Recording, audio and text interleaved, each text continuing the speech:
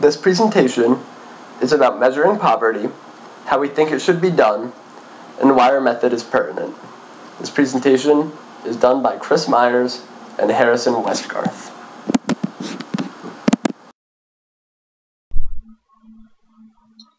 Some may be wondering why we are defining poverty.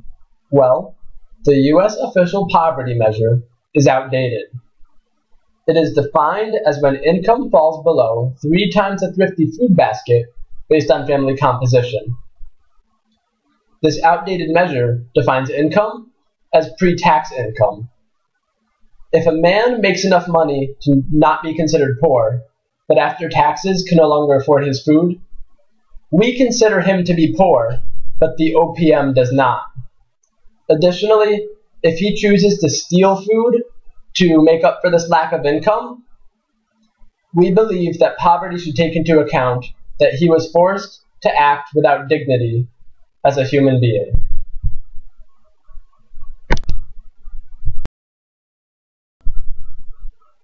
The current definition of poverty under the OPM is basically that poverty refers to economic deprivation. However, we believe that poverty encompasses much more than just the amount of money you have. If you have an inability to obtain your basic needs, and you have an inability to pursue a life that you can enjoy as a human being, then we consider you to be poor. The basic needs required to live can be summed up in 4 points: food, for adequate nutrition and health; clothing, for protection and dignity in public; utilities, for a basic quality of life; and shelter, for protection from the elements and a place to call home.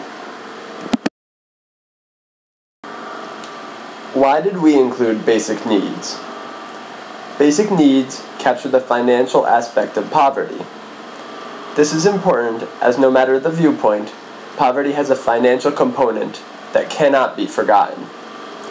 Without adequate financial resources or support, basic needs cannot be met and the person struggles to simply survive.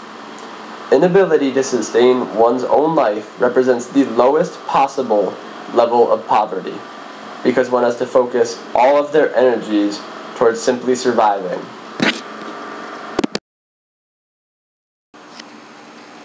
To measure basic needs, we chose the SPM relative measure, also known as the Supplemental Poverty Measure. This measure is 33% of median income on food, clothing, shelter, and utilities times 1.2, according to Rebecca Blank.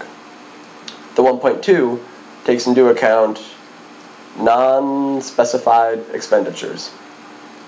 This measure takes out non-discretionary spending and adds in benefits to a person's income.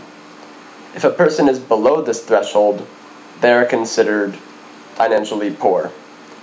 Once they are below this threshold, their food, clothing, shelter, and utilities spending times 1.2 is calculated as a percentage relative to the threshold to provide a depth of poverty.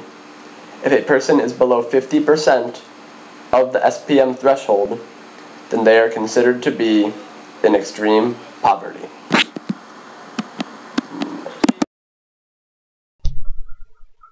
While the SPM is certainly better than the OPM, it is still not enough. We believe that poverty extends beyond the financial aspects and needs to also say something about a person's quality of life. People are rarely able to live dignified lives without money, but often can live without dignity while they have money. Imagine a child brought up in a wealthy household, but isn't allowed to play with toys, or to have imaginary friends, or to even have friends over. Is that child poor in a traditional sense? No. But does he still need help? Absolutely. For this reason, we believe that the definition of poverty needs to include something about capabilities. Martha Nussbaum defines 10 central capabilities that she deems essential for a dignified human life. Below are 5 examples. First off is life, which is obvious because to have a dignified human life, one must first have life. Next is bodily health, as this is necessary to maintain the life. Next is senses, imagination, and thought, which allows one to interact with life and experience it internally. Fourth, it would be emotions. Emotions allows an individual to experience life in context with others. Finally, control over one's environment allows one to have security in their life and feel confident in their ability to change it for the better and for themselves. Nussbaum mentions Sen in saying that capabilities are a set of usually interrelated opportunities to choose and to act. Nussbaum states that lacking any one of these central capabilities represents an undignified life and thus is poverty. Poverty is not just financial. Poverty has a mental component associated with capabilities, which is why they must be considered. If a person's well-being is affected by a lack of capabilities, it has the same effect as when they are financially disadvantaged. To measure capabilities, we propose a system of questions be added to the census. Answering no to any of these questions without financial poverty designates this person as capability deprived. In tandem with basic needs deprivation, an answer to no on any of these questions designates this person as impoverished. A person is not likely to lack basic needs and have all of their capabilities met, as financial resources are often needed to access these capabilities. Provided is a visual representation of our poverty measurement. At the top of our scale is median spending on FCSU. Below is our poverty threshold at 33% of median income on FCSU times 1.2. At 50% of that is our extreme poverty threshold. It is important to note that one must also lack at least one capability to be considered impoverished.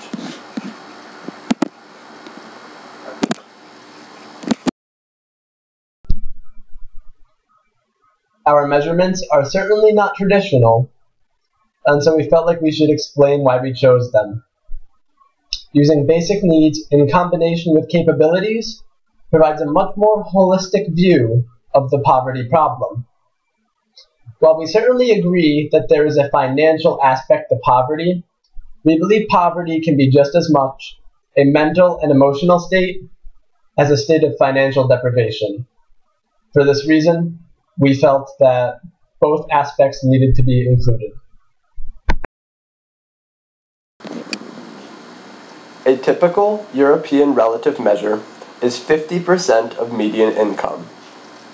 However, this measure does not take into account basic relative growth of a society, and so we have not deemed it comprehensive enough to be our poverty measure. People can have their basic needs met, as well as their capabilities, but be considered poor by a relative measure. Additionally, a society's improved quality of life as a whole is not captured. We recognize that implementing this new measurement of poverty will have a significant cost. However, the benefit of truly understanding the issue of poverty will have far greater returns. People currently in poverty, though not designated as so, will be given the means to achieve their full potential and contribute to society. This, in turn, will represent a return on initial cost. We believe that poverty extends beyond a lack of financial resources. It also takes into account a lack of central capabilities that can also ruin one's well-being. Our measure is not used to determine benefits, because they have already been taken into account, but is for seeing the effectiveness of government programs when compared to a more basic measure like the OPM, for creating a clear picture of poverty demographics when looking at the components, and for providing an previously unseen depth of poverty.